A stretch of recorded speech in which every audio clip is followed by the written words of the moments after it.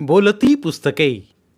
ज्यांना वाचनाचा नाद त्यांना बोलती पुस्तके घाली साद. आमचं चॅनल सबस्क्राईब करा आणि सबस्क्राईब करायला इतरांनाही सांगा. नमस्कार श्रोते मित्र हो. बोलती पुस्तके सादर करत आहे लेखक श्री दशरथ गावडे लिखित कादंबरी फेरा, प्रकरण 66. शिवाजी, कमळाबाई व शांताचा भाऊ आपापल्या गावी निघून गेल्यावर सर्वजण बाहेरच्या संपात बसले होते. संगीता व सुनीता नेहमीप्रमाणे आल्या होत्या. सगळे सहकारीही येऊन बसले होते. आबा, आपण सगळे मिळून मुंबईला जाऊया चला. अक्कावर काही इलाज चालतो का ते पाहूया. अगोदरच दोघांनी ठरवून घेतल्याप्रमाणे संजय आपल्या आबांना बोलला. होय थोरले आबा, तुम्ही सर्वजण आमच्याबरोबर मुंबईला चला. तिथं चांगल्या डॉक्टरकडून अक्काचा इलाज करूया. उमेशनं संजयच्या बोलण्याला दुसरा दिला. मी नाही बाबा तिकडे येत. तुमच्या अक्का येत असेल तर तिला घेऊन जावा. एक दीर्घ उसाचा टाकत पाटील बोलले. मला नाही बाबा कुठे यायचं. मी इथंच बरे आहे.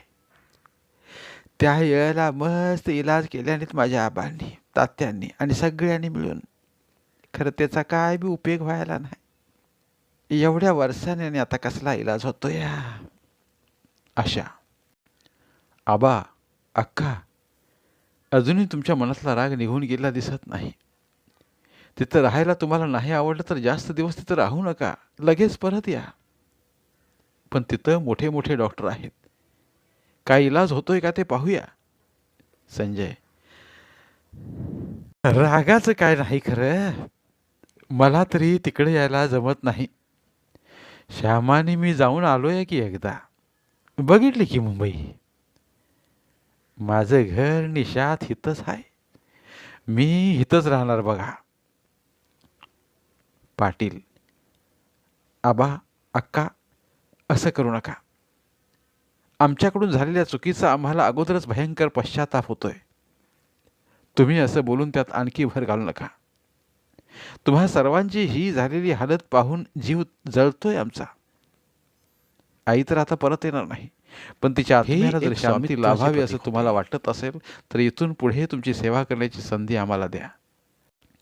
तुम्हा सर्वांची मनापासून सेवा करून आम्हाला आमच्या चुकीची भरपाई करायची आहे. आमच्या कर्तव्याचं पालन करायचं आहे. तुम्ही सगळेजण आमच्याबरोबर मुंबईला चला. अक्कावर काहीतरी इलाज नक्कीच चालेल. अगदी पोट तिडकीनं संजय बोलला. बाबू, उमाकांत, आईच्या मरणाला का असं ना, खरं तुम्ही घरला परत आल्यासा. तुम्हाला बघूनच माझ्या आईचा आत्मा शांत झालाय. तिची कुठली बी इच्छा पाठीमागं राहायला नाही. सुखाने गेली बापडी. असं बोलून आशा रडू लागली. पुन्हा सगळ्यांचंच मन भरून आलं. आई, आबा, तुम्ही पण आमच्याबरोबर मुंबईला चला आणि थोरल्या आबांना आणि अक्काला पण मुंबईला येण्यास समजावून सांगा. उमेश भरल्या मनानं आपल्या आईला व आबांना बोलला. आम्ही कसं समजावून सांगणार बाबा, आणि आमासनी तरी कसं यायला जमल तिकडं. इथं दादाची आणि आशाकाची सोय बघायला नको. त्यांची उठ बस, त्यांचं जेवण पाणी, धुणं पाणी, कपडा लत्ता, आजारपण, घराची झाडलोट, हे सगळं करायला आता दुसरं कोण आहे. वहिनी होती तेव्हा कसं तरी तिनं सगळं केलं. खरं आता ती नाही म्हटल्यावर आम्हासनीच की सगळं करावं लागणार. आम्ही सगळीजण हितच बरी हवात घेवा. एकमेकाच्या आधारानं आम्ही आज पतूर जगत आलोया, तसंच हितनं पुढे बी जगू. आणि हितलं सगळं शात भात, सगळी जनावरं, सगळा परपंचा सोडून एकाएकी तिकडे कसं यायला जमल. दुसरं म्हणजे त्या शेर ठिकाणी आमासनी गमणार बी नाही. आणि आशाकात बी आता काय फरक पडेल असं आमासनी काय वाटत नाही. फरक पडला असता तर तो त्याच वेळेला पडला असता. बघूया, घेवा पुढं कवा तरी. तू पत्तूर, तुम्हीच आधीमध्ये इकडे येत राहा. शामराव असं बोलल्यावर दोघांचीही मनं तुटली. मनाला फार दुःख झालं. सगळेच येत नाहीत म्हटल्यावर आणखी जीव जळू लागला. आपल्यासोबत सर्वजण येतील असं त्यांना वाटलं होतं, पण आता सगळेच नकारार्थी बोलत आहेत. पुढं काय बोलावं त्यांना काहीच सुचेना. डोक्याला हात लावून बसून राहिले. नंतर तिथं जमलेल्या सर्वांना आबांना समजावून सांगण्याची त्यांनी विनंती केली, पण पाटलांच्या मनात काय चाललं आहे हे त्यांना कळत नव्हतं. त्यामुळं आम्ही कसं समजून सांगणार, तुम्हीच आता समजून सांगून त्यासनी घेऊन जावा, असं ते बोलले. संगीता सुनीताला सुद्धा त्याने अक्काला समजावून सांगण्याची विनंती केली, पण त्यानेही तसंच सांगितलं. पुन्हा पाटलांना शामरावाला वाशाला हात जोडून त्याने विनंती केली. सगळ्या गोष्टी समजावून पटवून दिल्या. साधनानं आणि संध्यानं पण सर्वांना समजावून सांगून मुंबईला येण्याची विनंती केली, पण त्यांनी कुणाचंही ऐकलं नाही. आता सगळ्याच गोष्टींचा नाईलाज झाला. पाटलांचं आणि आशाचं मन म्हणावं तेवढं निवळलेलं नव्हतं. नात्यात जो दुरावा, जे अंतर निर्माण झालं होतं ते कमी होत नव्हतं. जी दरी निर्माण झाली होती ती भरून येत नव्हती.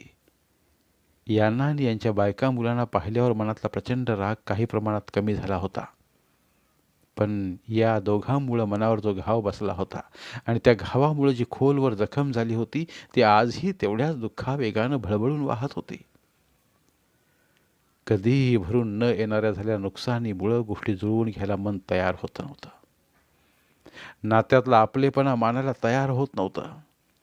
सगळे प्रश्न सुटलेत व मन निवळलेत असं वर त्याने दाखवलं होतं, पण दोघांचंही मन आतडं मानायला तयार होत नव्हतं. शांताला आणि शामरावाला वियोगाचं दुःख आणि त्यात भरडून निघालेल्याच तेवढं दुःख होतं. ते दुःख तर उमेशला पाहताच ते विसरून गेले होते, पण पाटलांचं आणि आशाचं दुःख तर विसरण्यासारखं नव्हतं. नात्यांच्या वियोगातल्या भरडण्याबरोबर लकव्यामुळं झालेला तिचा विकलांग देह व त्यामुळं वाया गेलेला अख्खा जन्म आणि रुक्मिणीचा झुरून झालेला करुण अंत, हे तर विसरण्यापलीकडचं होतं. भोगलेल्या मरणप्राय यातना आणि वेदना विसरण्यासारख्या नव्हत्या. या सर्व गोष्टीमुळे तर नात्यातला ओलावा सुकून गेला होता. नात्यातली आत्मीयता, त्यातलं प्रेम आणि त्यातला जिव्हाळा सर्व काही अटल्यागत झालं होतं. त्यामुळं बाप लेकीला जुळून आलेल्या या नातेसंबंधामध्ये म्हणावा तेवढा रस वाटत नव्हता. एक मुलगा आणि एक भाऊ एवढंच नातं उरलं होतं. ना प्रेम, ना माया, ना जिव्हाळा, फक्त नावापुरतं नातं. 18 वर्षांच्या या प्रचंड वियोगात नात्यातले सगळेच रंग फिके पडत आले होते. रुक्मिणी अंतरुणाला खेळायच्या काही महिने अगोदर जरी हे दोघं घराकडे आले असते तर रुक्मिणी जगली असती आणि या नात्यातला जिव्हाळा आणि ओलावा टिकून राहिला असता. पण तसं काहीच घडलं नव्हतं. फक्त एकच की वारसा अभावी जमीन जुमल्याचं काय होणार आणि वंशाचा नष्टावा होणार ही जी प्रचंड भीती मनात होती ती तेवढी आता कायमची निघून गेली होती. पण ही तर परंपराच आहे, वारसा हक्कच आहे हा. पण याच वारसानं आमचा जन्म वाया घालवला त्याचं काय, या जन्मातच मरण भोगायला लावलं त्याचं काय, अशा अनेक गोष्टींचा विचार करून जुळून आलेल्या नातेसंबंधात त्यांना आपलेपणा वाटत नव्हता. गोष्टी स्पष्ट होत नव्हत्या, मन साफ होत नव्हती. शांता तर त्यांच्यासोबत एकटी मुंबईला जाऊ शकत नव्हती. आशा गेली तरच ती जाऊ शकणार होती, कारण जीवमान असेपर्यंत पुरीची काळजी घेतो असं तिनं रुक्मिणीला वचन दिलं होतं. प्राण जाताना उघड्या राहिल्या डोळ्यात तिच्या लेकीचा वाया गेलेला अख्खा जन्म जसा साठला होता, अगदी तशीच त्या डोळ्यात तिच्या असहाय्य लेकीच्या पुढच्या जीवनाची दीर्घ काळजीसुद्धा साठून राहिली होती. शेवटी त्याच काळजीचं तिनं शांताकडनं निराकरण करून घेतलं होतं. तिच्याकडनं तसं वचन घेतलं होतं. शांतानं दिलेलं वचन काहीही करून आता तिला निभावावं लागणार होतं. संजयनं आणि उमेशनं मनात ठरवलेला विचार तडीच जाऊ शकत नव्हता, कारण पाटील आणि आशा तर नाहीवरच ठाम होते. दोघंही खाली मान घालून गप्प बसले. वेळ गेली पाहिजेत, पटकन अशा गोष्टी होणार नाहीत. एकदमच तर कुठलंही दुःख भरून निघणार नाही, पण आज ना उद्या सर्वांची मनं यापेक्षाही चांगली निवळतील. माया, प्रेमभावना, एकोपा निर्माण होईल व सर्वांना आपण पुढे केव्हा तरी मुंबईला घेऊन जाऊ असा विचार करीत दोघंही गप्पच बसून राहिले. तो दिवस असाच निघून गेला. रुक्मिणीचं 12वा घातलेल्या 3ऱ्या दिवशी ठरल्याप्रमाणे त्यानं मुंबईला परत नेण्यासाठी सकाळी गाडी दारात येऊन उभी राहिली.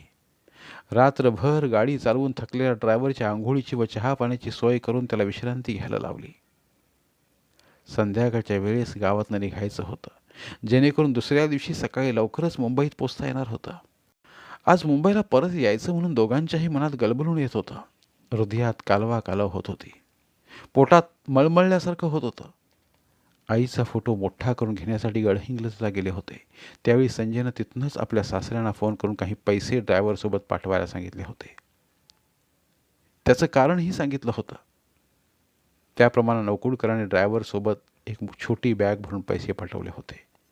ड्रायव्हरनं आल्या आल्याच ती बॅग संजयच्या हातात दिली होती. आपल्यामुळे झालेलं मानसिक व शारीरिक नुकसान तर कधीच भरून निघणार होतं, पण जे आर्थिक नुकसान झालं होतं ते तरी निदान आपल्याकडनं भरून निघावं अशी दोघांचीही तीव्र इच्छा होती. असंही एखाद्याच्या जीवनाचं झालेलं मानसिक व शारीरिक नुकसान कोणी कधीच भरून काढू शकत नाही आणि कोणी कितीही प्रयत्न केला तरी ते भरूनही निघत नाही. मनाच्या धारणेनुसार, प्रयत्नांच्या शिकस्तीमुळं आणि नशिबाच्या चांगल्या साथीमुळं एखाद्याची झालेली आर्थिक हानी कधी ना कधी भरून काढता येते, भरून निघू शकते, पण मन आणि शरीराची झालेली हानी कधीच भरून निघत नसते. आबा, या बॅगेत काही पैसे आहेत. त्यावेळी आम्हाला शोधण्याचा आणि अक्काच्या इलाजाचा खर्च निभावून नेण्यासाठी जी 3 एकर जमीन तुम्ही विकली आहे, ती जर परत मिळाली तर या पैशातून ती विकत घ्या. वडिलांच्या आणि तुमच्या सर्वांच्या घामाने भिजलेली वडिलोपार्जित जमीन आहे ती आपली, ती टिकवून ठेवली पाहिजे. भिंतीला टिकून शांत बसल्या आपल्या आबांच्या पुढ्यात घाबरतच बॅग सारत संजय असं बोलला. कारण महादेवनं सांगितलेलं ऐकून तर दोघांच्याही मनाचा चेंदा मेंदा झाला होता. ती विकलेली जमीन विकत घ्यायच्या उद्देशानंच त्याने मुंबईहून पैसे मागवले होते. ही बातमी नक्कीच महादेवानं सांगितली असणार हे पाटील समजून गेले. कारण महादेव गुरुवाच्या पोटात काहीच राहत नाही हे त्यांना ठाऊकच होतं. आता कशी परत देतील ते ती जमीन? पाटील: वय, आता कशी देतील ते? श्यामराव: आबा, काहीही करा, पण ती जमीन तुम्ही विकत घ्या. संजय: होय थोरले आबा, कितीही पैसे लागू द्यात, ते आम्ही तुम्हाला देतो, पण ते शेत विकत घ्या. उमेश: किती पैसा आहेत या बागत? पाटील: 5 लाख रुपये आहेत आबा. संजय: एवढं कशाला लागत्यात? तरी बी त्यासनी विचारून बघतो. पाटील: थोरले आबा, आणखी जास्त पैसे द्यावे लागले तरी ते आपण त्यांना देऊया. जेवढे मागतील तेवढे पैसे त्यांना देतो म्हणून सांगा. किती मागितले ते आम्हाला सांगा, आम्ही घेऊन येऊ, पण ती जमीन तेवढी काहीही करून परत मिळवा. असं बोलून उमेशनं लगेचच आईला आवाज देऊन ती बॅग आतल्या संपात नेऊन ठेवायला सांगितलं. कारण त्यानं आपल्या थोरल्या आबांचा बनलेला कल ओळखला. शांता तर हरवलेली आपली पोरं घराकडे आल्यापासून मनातनं खुशीत होती. त्यांची गोंडस मुलं पाहून तर ती जास्तच खुश झाली होती. वनवासी झालेलं घर अचानक पोराबाळांनी भरल्यामुळं वियोगात भोगलेलं सगळं दुःख सार्थकी लागलं असं तिला वाटलं होतं. इतक्या वर्षांनी का असेना, पण देवानं आमची प्रार्थना ऐकली आणि आमच्या पोरांना घराकडे आणलं असं तिला वाटत होतं. मनाच्या या खुशीतच तिनं ती बॅग उचलून जेवण घरात नेऊन ठेवली. त्यावेळी वडिलोपार्जित जमीन विकताना पाटलांचा जीव तळमळला होता. खरं तर त्या जमिनीत संपूर्ण घराचा जीव गुंतला होता. एकत्र असलेल्या जमिनीचा तुकडा पडला म्हणून आजही त्यांचं मन खात होतं. वडिलांनी मिळवलेली टिकवून ठेवलेली जमीन विकणं हा तर मूर्खपणा असतो, तरीही नाईलाज असतो. पाटलांनी त्यातली 3 एकर जमीन विकली होती, पण ती जमीन परत विकत घ्या म्हणून पोराने दिलेले पैसे व त्या पाठीमागची त्यांची भावना जाणून त्यांचं मन भरून आलं आणि मनाला बरंही वाटलं. म्हणून त्यांच्या तोंडून त्यासनी विचारून बघतो असा सकारात्मक शब्द बाहेर पडला. आबा, आता इथून पुढं तुम्ही वेगवेगळं राहू नका. पहिलं जसं एकत्र राहत होतात अगदी तसंच आताही एकत्र राहा. असंही आपलं छोटंसंच तर कुटुंब आहे. सगळा खर्चही पहिल्यासारखा अगदी एकोप्याने एकत्रच होऊ द्या. घर तर एकच आहे. पहिल्यासारखं लांबच्या लांब व मोठं दिसणारं घर आत्ता आपण दिसू द्या.